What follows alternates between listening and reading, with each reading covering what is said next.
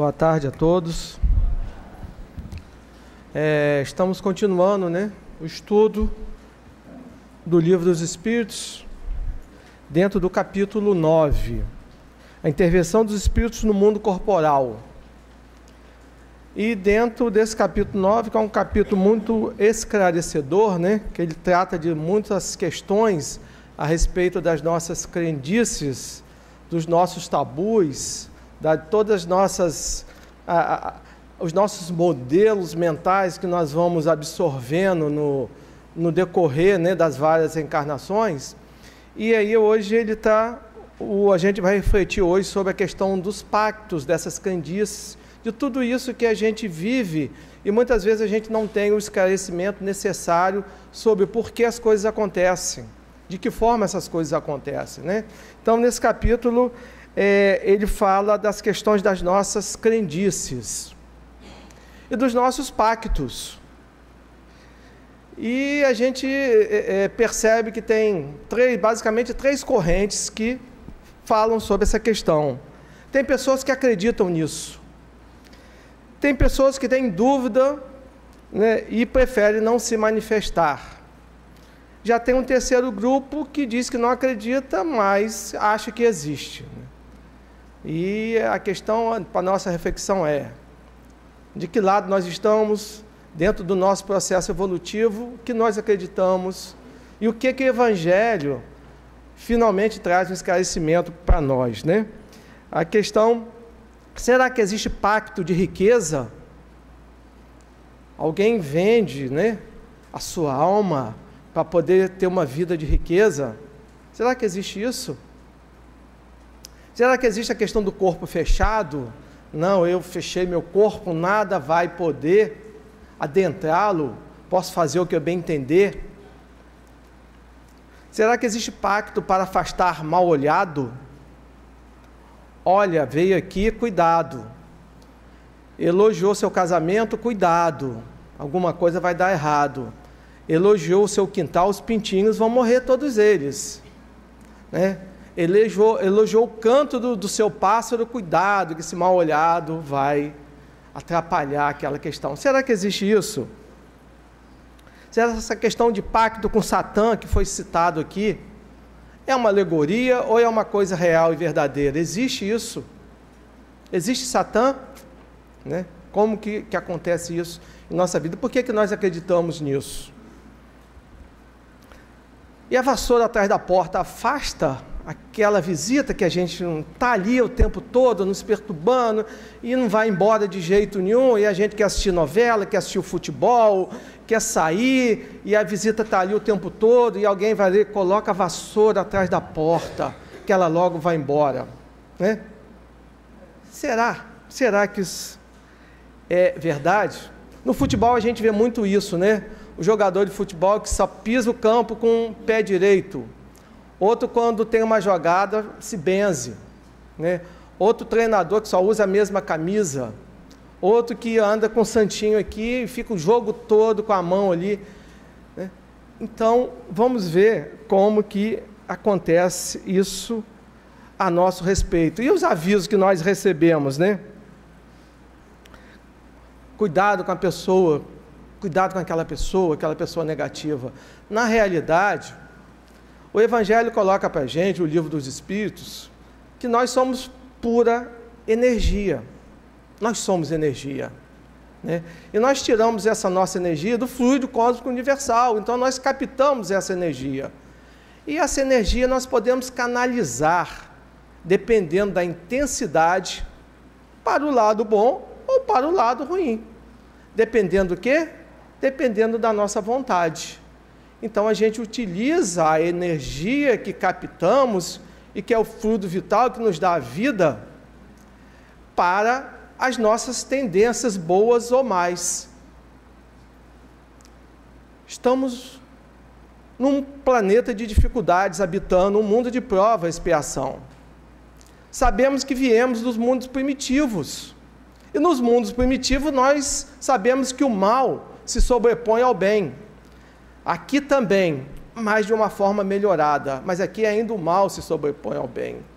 Então, nós trazemos alguma tendência às nossas dificuldades. Nos comprazemos nas coisas ruins. Se a gente parar para analisar, tudo que é ruim se propaga mais rapidamente. Uma notícia ruim, ela vai muito mais rapidamente do que uma coisa boa. A nossa tendência é divulgar 3, 4 vezes mais do que de ruim a gente recebe, do que uma coisa boa que a gente sabe sobre alguém ou sobre alguma pessoa. Então nós já temos essa tendência dentro das nossas inferioridades, da gente usar mais o lado ruim do que o lado bom. E aí tudo isso nos leva a canalizar a energia que nós temos. O nosso corpo, né, é submetido ao quê? À influência dos espíritos. Ao nível de pensamento dos espíritos influencia o nosso corpo. E aí, se eu sou um espírito que já cheguei aqui com a tendência negativa, chegando de um mundo primitivo, com uma tendência mais à inferioridade, a minha tendência é me sintonizar com situações dentro dessa própria inferioridade. E aí eu começo a gostar disso. E eu começo a me comprazer no mal. E eu começo a atrair as forças também negativas. Então, a minha energia, o meu pensamento atrai o que for bom ou atrai o que for ruim, dependendo das minhas vibrações, né?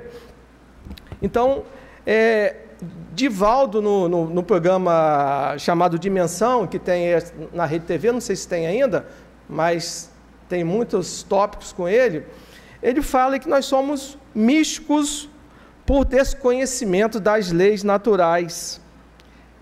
E essa nossa necessidade de proteção é porque nós não entendemos ainda o que somos, de onde viemos, para onde vamos. Ainda não temos a certeza da vida futura e ainda não identificamos realmente o nosso papel aqui. Qual é a missão do homem inteligente na Terra? Segundo o Evangelho, é contribuir para o progresso de uns dos outros e para o progresso da humanidade. Essa é a nossa missão aqui na Terra, na nossa presente encarnação. Mas será que a gente está, de fato, consciente disso? Ou será que a gente ainda tem as nossas recaídas e as nossas dificuldades? Dentro das nossas próprias inferioridades, mas a gente que estuda já tem uma noção. Lá na questão 100 do Livro dos Espíritos, ele coloca, nós somos de 3 classes. Nós estamos na classe de espíritos inferiores. E dentro dessa classe, são vários tipos que estamos aqui.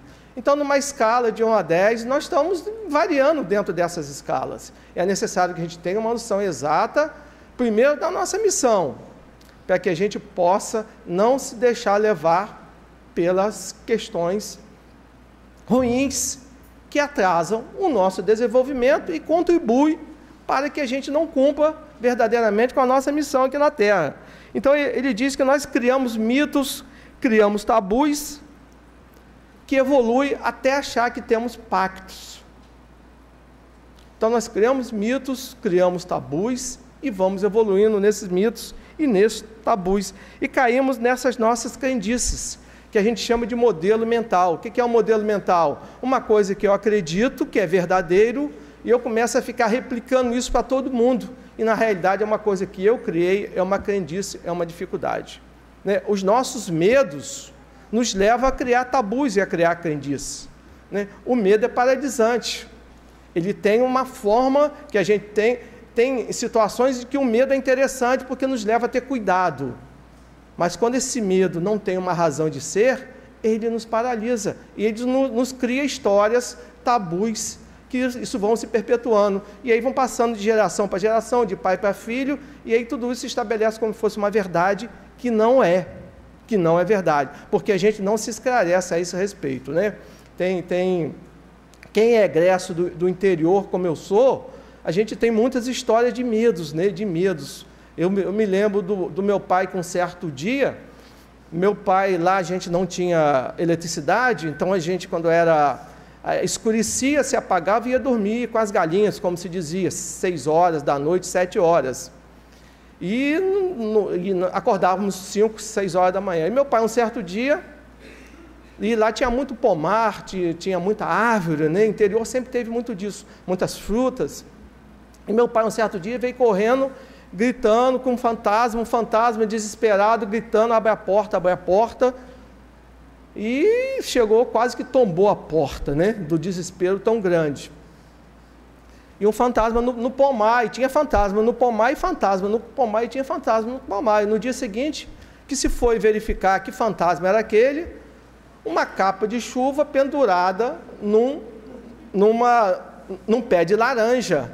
Alguém chegou lá com chuva, pendurou uma capa no pé. E meu pai chegou e viu aquilo aberto, aquela capa aberta, aquele desespero todo, achou que era um fantasma.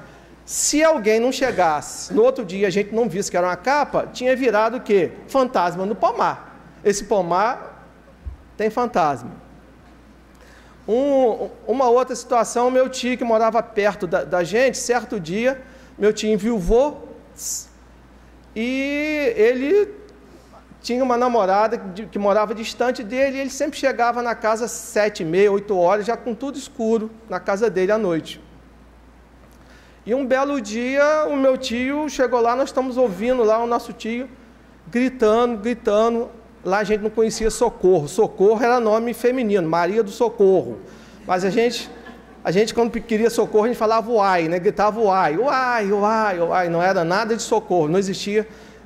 No nosso vocabulário lá no interior não tinha socorro.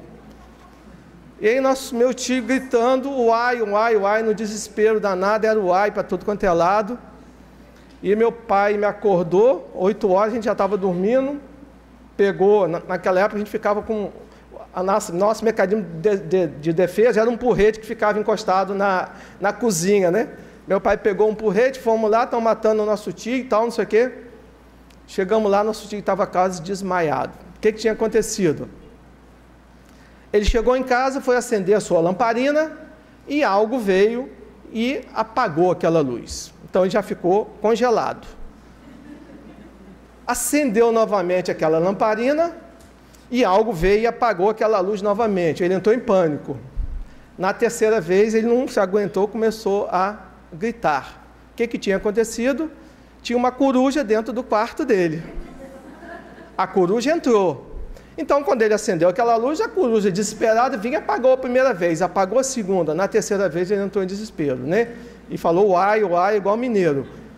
O que aconteceu? Se a gente não visse aquela coruja, e o que tinha acontecido? Tinha uma coisa estranha ali dentro da casa do nosso tio. E com isso a gente vai criando as nossas crendices e as nossas dificuldades. Irmão Horta, no seu livro, ele conta a história do senhor que estava andando numa trilha na floresta à noite, de lua cheia.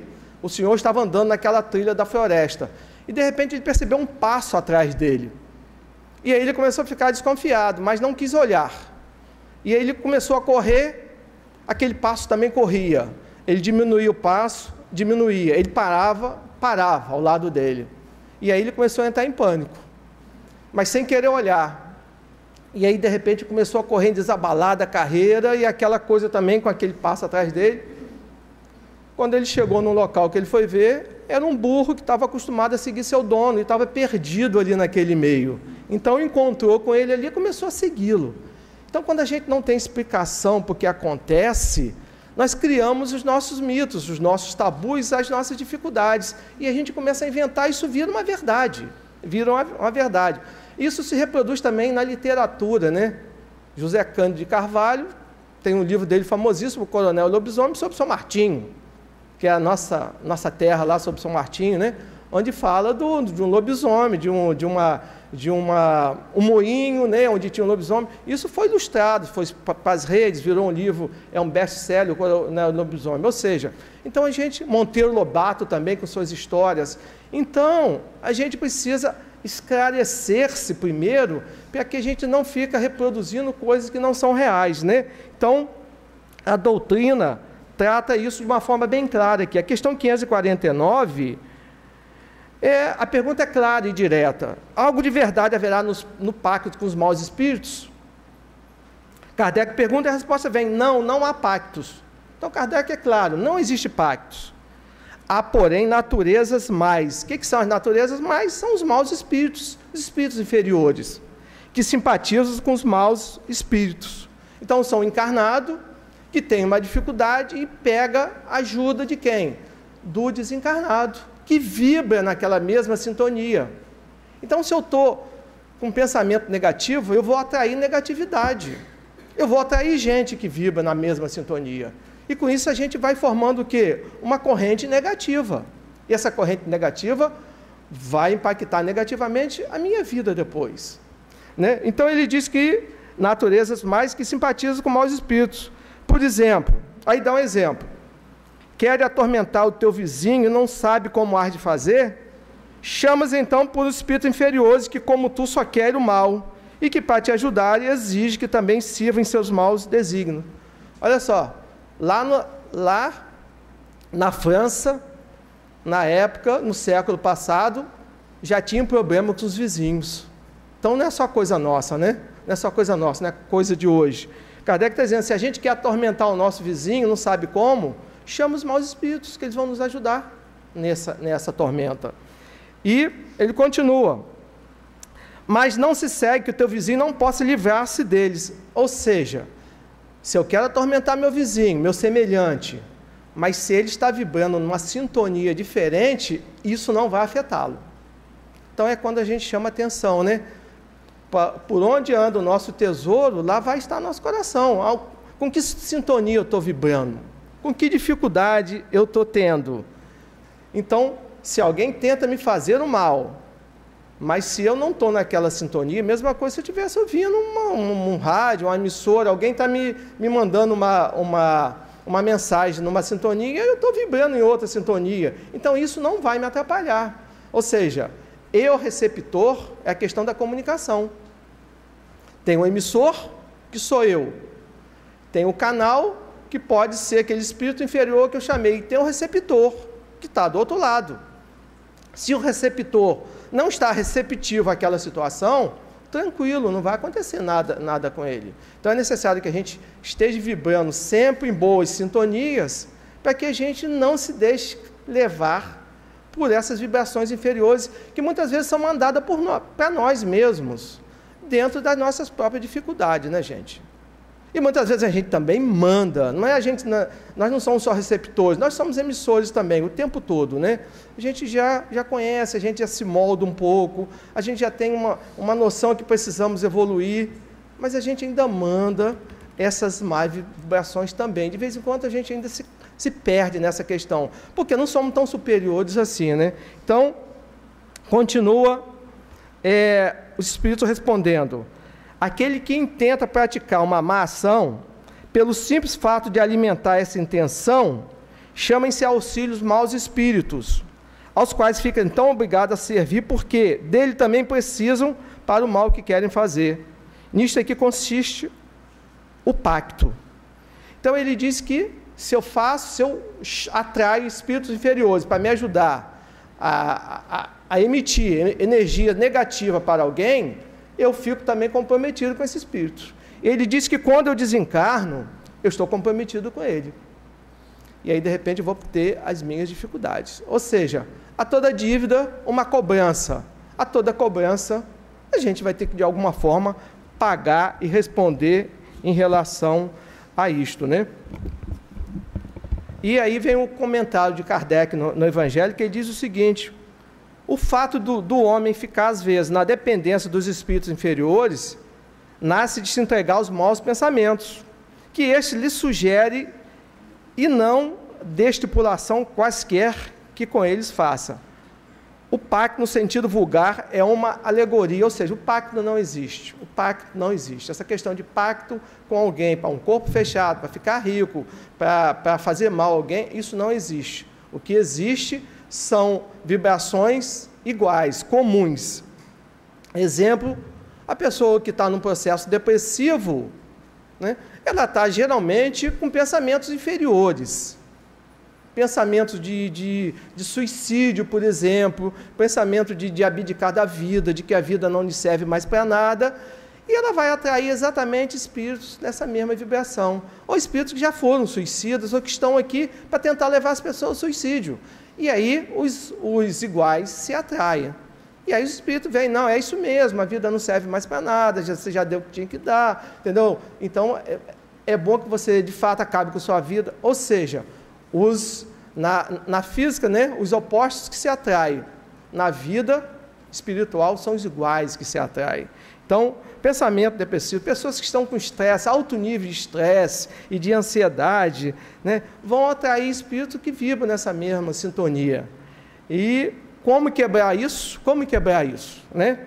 Pessoas que têm raiva, têm ódio, que têm rancor, né? Que alimentam esse rancor, que não praticam o auto-perdão, que não perdoam as pessoas. Ou seja, você está sempre vibrando com espíritos negativos, que estão nessa mesma sintonia e que vão te induzir a cada vez fazer mais nessa direção, né? E os exemplos, né? Os exemplos são... A gente estudou aqui, né, Daniel, o Memória do Suicida, e a gente vê como é que essas coisas acontecem, né? Como é que de uma hora para outra alguém é tomado por um pensamento negativo e rapidamente ele põe fim à própria vida de uma forma que você nem espera. Mas não é possível, uma semana atrás essa pessoa não estava assim, mas essa coisa acontece muito rápido. Por isso que Kardec coloca para a gente vigilância e oração.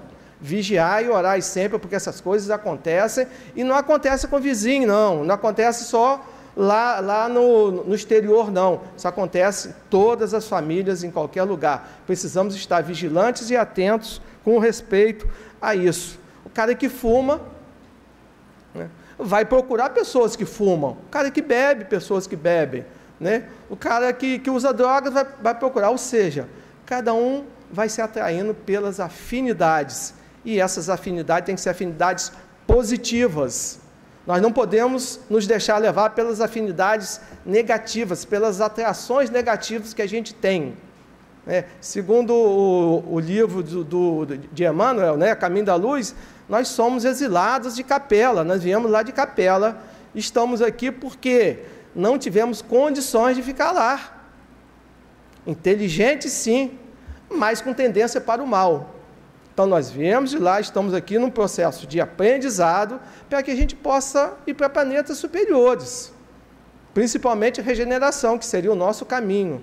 Mas qual de nós está pronto para seguir para o planeta de regeneração, né? Será que o bem já habita mais em nós do que o mal? Ou será que está equilibrado? Ou será que o mal ainda predomina? Será que eu ainda fico feliz quando eu vejo algo ruim acontecendo com quem eu não gosto? Né? Será que quem me faz o mal, eu peço por ele, eu coloco ele nas minhas preces, ou eu quero que ele cada vez mais se tenha dificuldades? E isso não é uma coisa da boca para fora, isso é coisa de sentimento. Eu tenho que sentir. Não adianta eu falar, não, tadinho, isso aqui eu estou com pena dele, vou rezar por ele. Não é assim.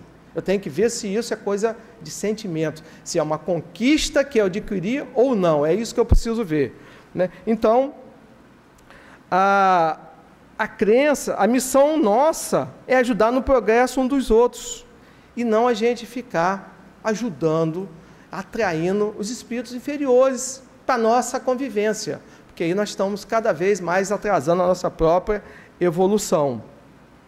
E na questão 642, lá no Livro dos Espíritos, eu fui adiante um pouquinho e fui dar uma olhadinha lá. E a pergunta de Kardec é o seguinte: para agradar a Deus e assegurar sua posição futura, bastará que o homem não pratique o mal? Essa é a pergunta. Aí a resposta dos Espíritos: não. Cumpre-lhe fazer o bem no limite de suas forças, porquanto responderá por todo mal que haja resultado de não praticar o bem. Então não adianta eu apenas ficar em cima do muro. Não adianta eu apenas dizer, não fiz o mal, mas se eu pude fazer o bem e não fiz, eu estou corroborando para que o mal aconteça. Então não é só o fato de eu fazer, é o fato de eu poder fazer e não fazer, né? Na revista Espírita está a definição. Aí Kardec coloca a questão do bom e do mau pensamento, né? Qual o nível dos nossos pensamentos? Bom ou ruim? Nós estamos agora com bom ou maus pensamentos? Quando saímos da casa espírita, como é que está o nível dos nossos pensamentos, né? Quando vamos dormir, como é que está? Aí na revista Espírita, Kardec esclarece isso com a maior tranquilidade. Ele diz o seguinte: Um bom pensamento pode ser transmitido a todos, sem receio. Um bom pensamento pode ser transmitido a todos, sem receio. E ele diz que um mau pensamento podemos transmitir apenas a alguns.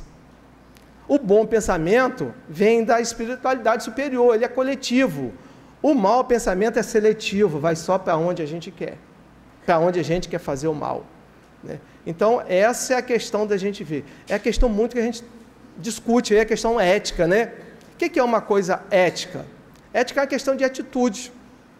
Ética é uma questão de atitude, né? Moral é uma questão de princípio, valores. Ética é uma questão de atitude. Agora, como que eu sei que uma coisa é ética e como que eu sei que uma coisa não é ética? Uma coisa que é ética é a mesma coisa de um bom pensamento. Eu posso falar para todo mundo. Eu posso falar em qualquer lugar. Se é ética, eu posso falar para qualquer pessoa, porque está dentro dos valores e os princípios que dominam uma sociedade. Agora, se é não ética, eu vou esconder. Tudo que eu preciso esconder tem algum componente não ético ali. Tudo que eu preciso falar só para alguns escondidos de pé de ouvido tem algum componente não ético aí. Tem alguma questão aí que eu preciso resolver comigo mesmo, para depois eu resolver com os outros. Então, é essa mesma questão. Um bom pensamento pode ser espalhado para tudo. Os espíritos superiores, eles dão comunicação em tudo quanto é lugar, porque estão sempre imbuídos de bons pensamentos, de boas informações. Os espíritos inferiores, né, precisam sonegar a informação e falar só para quem eles interessam, né? Então, e aí, nós chegamos à conclusão que nós precisamos fazer uma faxina mental diária. Essa é que é a questão. Como fazer essa faxina mental diária? Precisamos pensar em algumas questões. Estou submetido à lei de ação e reação. O que eu faço, eu vou dar conta depois. Tenho a inteligência para usar o meu livre-arbítrio. Mas se eu usar para o lado negativo, eu vou ter que responder. E estou submetido à lei do progresso. E dentro da lei do progresso, eu vou me atrasar ou avançar, dependendo das minhas ações, de como eu vou ultrapassando as minhas situações, né?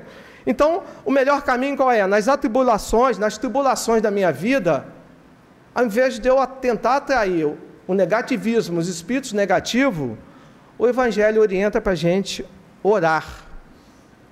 Orar, se aproximar de Deus através da oração, se aproximar dos espíritos superiores através da oração, pedir ajuda, fazer o culto no lar. Melhor forma da gente evitar deixar se atrair por essa negatividade. Porque a pergunta é a seguinte: a nossa obra, como é que está? Temos obra para mostrar ou não? O nosso balão está no alto ou está no chão? Eu vim de uma situação de dificuldade, eu trago meus débitos lá do passado.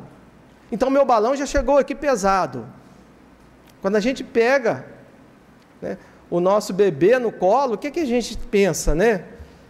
Que resgate está a caminho, né? O que eu devo a ele, o que ele me deve? Eu sei que eu tenho que pagar esse resgate com amor, mas existe um resgate a caminho. Nada é por acaso, então existe um resgate. Qual a minha dificuldade em relação a esse bebê que eu estou recebendo, esse filho que Deus me confiou, qual a dificuldade que eu tenho com ele e como que eu tenho que vencer essa dificuldade? Se eu não usar o amor, eu não vou conseguir superar essas dificuldades. Então nós temos já um resgate a caminho. Aí eu venho aqui, ainda pego as minhas tribulações, ainda começo a encher esse balão de dificuldade. Quando é que esse meu balão vai subir? E a outra pergunta é a seguinte: estou preparado para a minha viagem? Semana passada eu baixei no hospital. Primeira vez que eu fui para o hospital, falei assim: Senhor, me deixa um pouquinho mais aqui, né? Me deixa um pouquinho mais aqui, Senhor, me segura um pouquinho aí, né? Me dá uma moratória. Falei: Senhor, eu tenho um filho solteiro ainda, preciso ver esse neto desse meu filho solteiro ainda, Senhor. Espera um pouquinho, quem sabe eu não consiga ver esse neto ainda, ou essa neta desse meu filho solteiro, Senhor. Entendeu? E aí foi me dada uma moratóriazinha, mas já está um negócio, né? Essa moratória não vai acontecer para sempre. Uma hora eu vou ter que empreender a minha grande viagem. E aí? Essa é a grande pergunta, né? Como é que está esse nosso balão? Como é que está essa malinha de viagem? Está pesada? Não está pesada? Como é que está isso?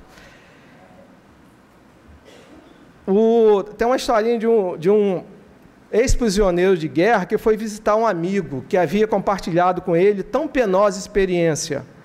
E chegando lá, o seu amigo perguntou: já esquecesse da prisão durante a guerra? Ele falou: sim, eu já esqueci. Aí o outro falou: pois eu não. Ainda continuo a odiar todos aqueles que nos aprisionaram com toda a minha alma. Aí seu amigo virou e disse calmamente: então ainda te mantens prisioneiro. Então a questão é essa: de que nós somos prisioneiros hoje? O que é que nos mantém prisioneiro?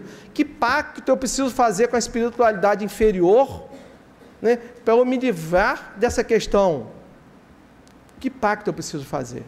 Que pacto que estou procurando fazer? Então é necessário que a gente se esclareça com o Evangelho, para que a gente possa ter noção de que a nossa evolução passa por outro tipo de pacto, que é um pacto com o Evangelho, é um pacto com Jesus, é um pacto com os nossos anjos guardiães, é um pacto com a espiritualidade superior. Esse que é o nosso verdadeiro pacto que nós precisamos, né?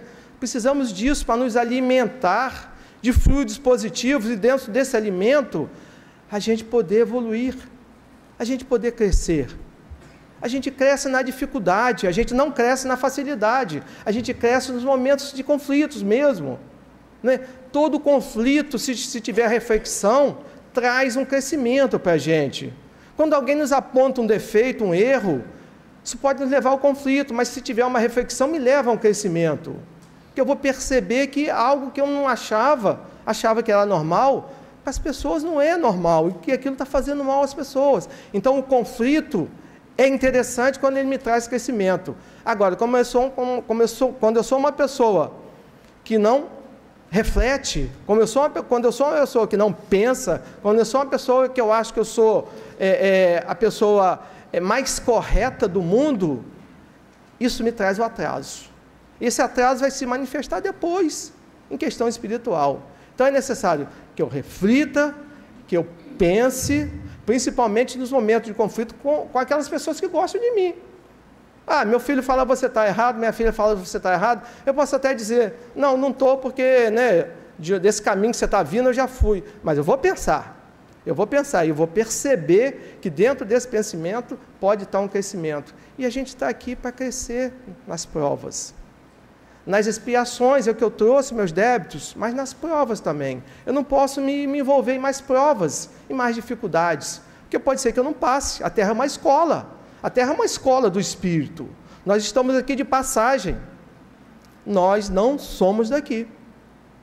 Nós não somos daqui. A gente precisa entender isso. A gente não é daqui. A gente está aqui de passagem, e nessa passagem eu preciso me esforçar para ser o melhor que eu puder ser dentro do que eu tenho. Eu não posso querer o que eu não tenho e que é inatingível para mim.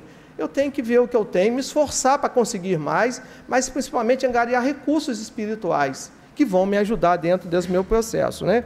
Então, quando ele pergunta o sentido das lendas fantásticas, ele diz que são fábulas. Essas lendas são fábulas, agora, de pessoas que querem renunciar à sua missão e não querem suportar as provas, e que a gente vai passar por dificuldade na vida futura. Então os Espíritos são bem claros aqui com a gente. Olha só, se você não suportar agora, você vai ter provas mais difíceis no futuro. O que você quer? Passar pela dificuldade agora ou ter as provas difíceis na vida futura? Aí entra a justiça da reencarnação. Quando nós estamos retornando aqui para as nossas expiações e não tentar arrumar mais dificuldades para os nossos processos futuros, né? Como que eu faço isso? Livrando das mágoas, dos melindres, dos rancores. Que atitudes eu devo tomar, né? Buscar a minha transformação moral, meu equilíbrio, a minha compreensão. A lição inicial aqui fala em 3 coisas principais aqui. O equilíbrio leva à compreensão, que leva ao amor de Deus. E o amor de Deus me faz o quê? Amar ao próximo como a mim mesmo, que é o sentido máximo da nossa missão aqui na Terra, né? A nossa missão está ao lado dos espíritos superiores, abraçar o Evangelho e amar o meu próximo como a mim mesmo. Se eu conseguir isso, a gente vai estar conseguindo o nosso processo, dentro do nosso processo evolutivo. Então, a questão do pacto, essas coisas, que fique bem claro, isso não existe. Existe a escala dos espíritos, né? E o pacto, o que é? É uma sintonia vibracional com espíritos inferiores, que mais cedo ou mais tarde eu vou ter que resolver com eles isso. Então, é bem melhor eu fazer um pacto com o Evangelho, né? Um pacto com a doutrina, um pacto com Jesus, porque só dessa forma eu vou estar no meu processo de crescimento, né? Segundo Paulo, o apóstolo Paulo dizia, se Deus estiver conosco, né, quem estará contra nós? Jesus coloca para a gente, reconcilie com teus inimigos. Então, os recados são todos dados, né? Quem tiver ouvidos de ouvir, que ouça as mensagens, né? Eu vou concluir com uma historinha que relembra muito bem isso aqui. Todos os dias tem uma jovem que saía para comprar jornal numa banca, e ela chegava lá, aquele jornaleiro a tratava muito mal, muito irritado, muito mal-humorado, e ela continuava indo lá naquela banca todos os dias. Um belo dia ela teve uma visita, recebeu uma visita na sua casa, e foi com aquela visita lá comprar o jornal. E aquele jornaleiro, mais irritado ainda, tratou as duas muito mal. E ela perguntou à amiga dela, você compra jornal aqui todos os dias? Ela falou sim. Por quê? Esse jornaleiro é sempre mal educado ou foi só hoje? Ela respondeu, ora, este é o jeito dele, cada um é como é. Mas esse cara te trata mal, assim, todos os dias você continua tratando bem, sendo sempre gentil com ele, por que você faz isso? Ela disse assim, porque não vou deixar que a atitude dele decida como deve ser o meu dia. Então a gente deve ter isso sempre como em mente. A cada um segundo suas obras, né? O que o outro faz é responsabilidade dele. O que cai na minha bagagem é aquilo que eu faço com o outro. Que o Senhor possa nos abençoar sempre.